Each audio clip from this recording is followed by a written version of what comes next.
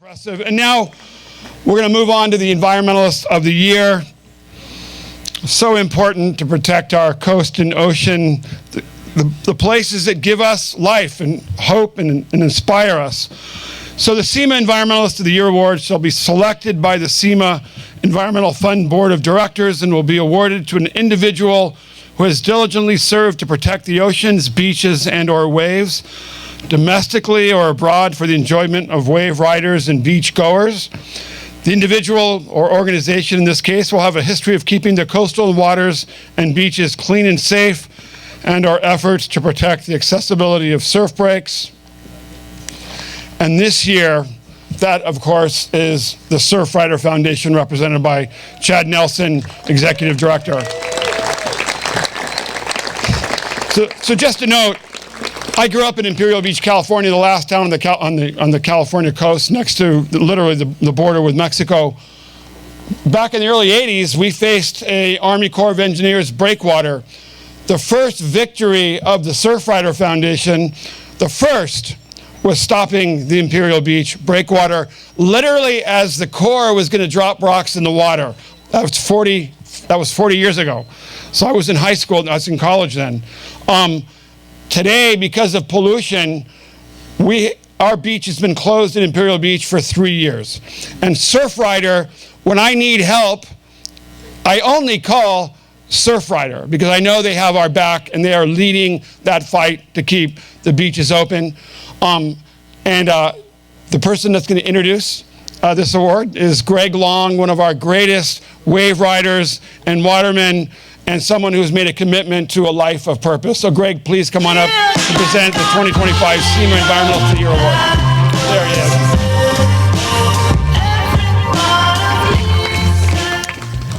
is. It's an honor to be here tonight among so many passionate, committed members of our surfing community, surfing legends. And as we gather to celebrate the contributions that they have all made to our sport, our culture, and our planet, it's only fitting that we take a moment and recognize this group whose impact reaches far beyond the shorelines that we call home. And this evening, the Environmentalist of the Year Award doesn't honor just an individual, but an entire collective family, an organization that doesn't just protect the ocean, they embody the very spirit of it. And this honor, that goes to none other than the Surfrider Foundation. For over 40 years, Surfrider has stood as a guardian of our coasts, a force of grassroots activism, science, policy, dedicated to protecting what we as surfers call our home and what we hold most dear. That's a clean ocean, healthy beaches, and accessible coastlines for everybody. Globally, they have mobilized millions of people, thousands of volunteers. They've passed critical legislation, removed countless tons of plastic pollution from our beaches. But arguably, most important, what they have done is galvanized this ocean family, empowering each of us to believe that our voice actually matters, because it does. And they've created a platform for us to use it to facilitate positive change in this world that, when we pause for a moment, I think we all know now more than ever we need. So whether it's fighting the offshore oil drilling, defending beach access, holding polluters accountable, suing the very political parties that are trying to undo those 40 years of work, Surfrider consistently shows up every single day, as do their volunteers and the thousands of people working globally to protect that place that we call home and that we have built our lives upon. So this award is not just for the campaigns that they've led or the policies that they changed. It's for the entire movement that they have built over the last 4 decades.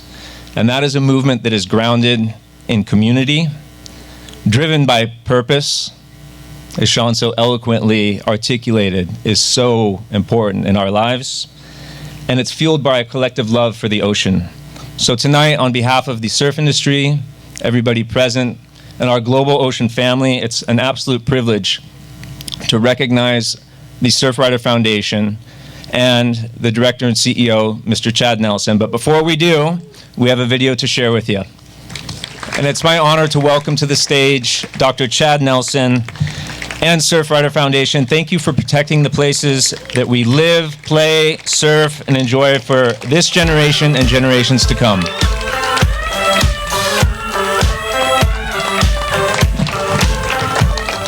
Thanks so much, Greg.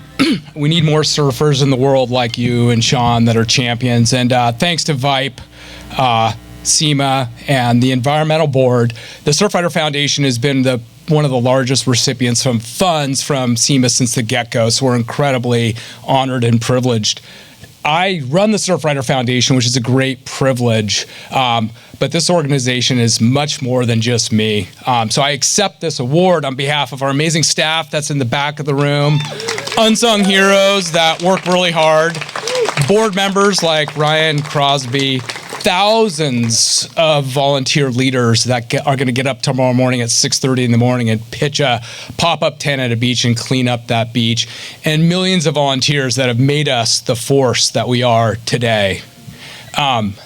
It's also an honor to share this evening with Sean Thompson. As you heard, Surfrider's first ambassador, 40 years later, still out there representing the organization. Honored to call you a friend, an inspiration, and a mentor. Thank you, Sean. And if you're following professional surfing right now, it's unquestionable that women's surfing is the most exciting thing happening, and the ascendance of these young women surfers is incredible, and Carolyn has led that surge, world champion, gold medalist, so congrats to both of you. So my goal tonight in a short time is to scare the crap out of you, make you feel a little bit guilty, inspire you to believe that we can protect our oceans, and motivate you to do more than you've ever done before. The Surfrider Foundation has celebrated our 40th anniversary last year, and over those 4 decades, we've saved dozens of surf spots, trestles, Ma'alaya, Ruggles. We've opened beaches to beach access, Rockaways to surfing, Martin's Beach. We took a Clean Water Act case in Maui to the Supreme Court and won the Clean Water Act case of the century. And right now we're leading innovative work to adapt to climate change up in Ventura along that coastline. An incredible thousands and thousands of victories. But we're winning, and we're winning the battles. But we are absolutely losing the war to protect our oceans. Plastic pollution is a global disaster. There are people alive today who lived in a plastic-free world. So in one generation, we filled our oceans with plastic. We can find it at the deepest Marianas Trench, on the top of Everest. It's in our lungs, it's in our testicles, it's in our blood, it's in our brains, it's in our kids.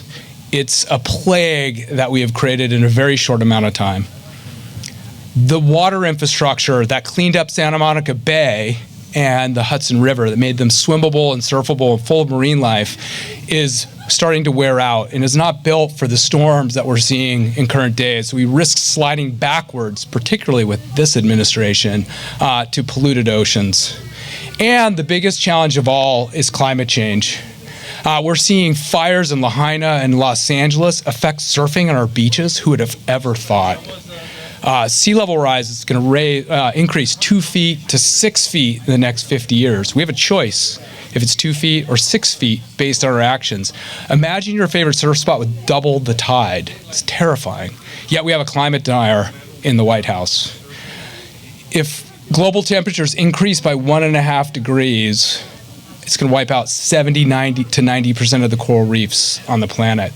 So Tavarua, the Maldives, G-Land, Mentawais, gone. Terrifying stuff. The trajectory's bad. And I have even worse news for you. We're not doing enough, all of us collectively, to turn that around.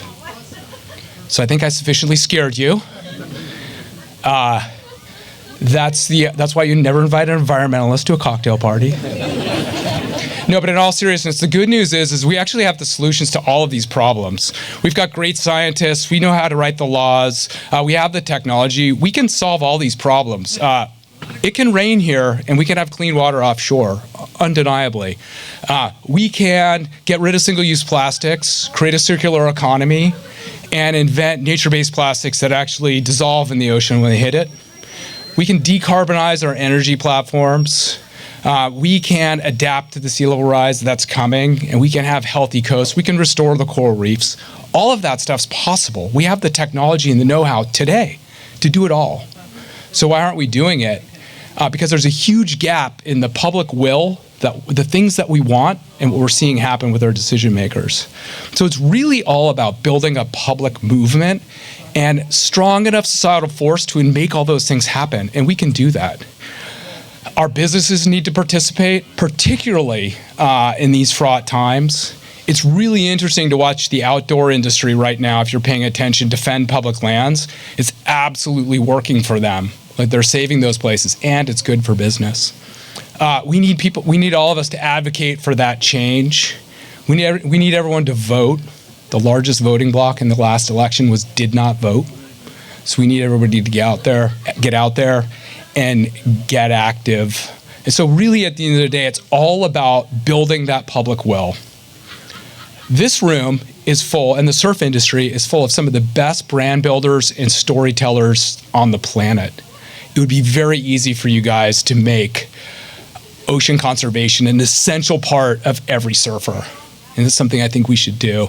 And I've talked to some of you about this in the past. The Surfrider Foundation has about 50,000 members, about 1% of the surfing population that's out there. If we could get to 10%, 1 in 10, next time you look at lowers and there's 80 guys out there, I'm like, I only need 8 of them.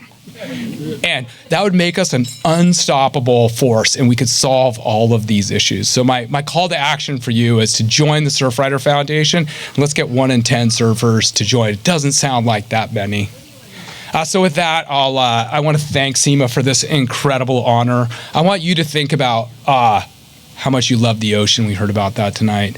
What it's given you, how much it means to you, and what we want to see for our kids and the next generations, and dig deep and help us get there, because I know together we can do it. So thank you so much. Really appreciate it.